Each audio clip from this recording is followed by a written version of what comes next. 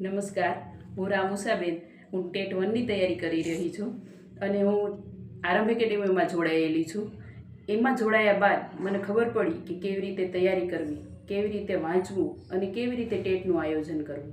મને રોજ અમારે ક્લાસ આવે છે, રોજ અમારા લેક્ચર લેવાય છે અને મને રોજ સમજાવવામાં આવે છે કે સરસ સારી રીતે તૈયારી કરો અને ફૂલ કોર્સ અમારો આ રવિવારે પૂરો થઈ જાય છે અને એક્સ્ટ્રા કરંટ અને બધું કરાવવામાં આવશે. અભિમન્યુ સર કહે છે કે સાધન અને સાધ્ય તમારા ચોખ્ખા રાખો, તમને સફળતા મળશે.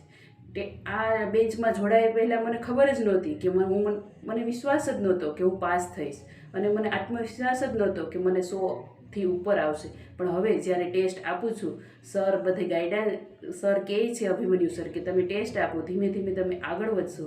એમાં મને 120+ આવે છે. એટલે હવે મને ફૂલ આત્મવિશ્વાસ છે કે મને આજુ વખતે આ પરીક્ષા હું પાસ જ કરીને રહીશ.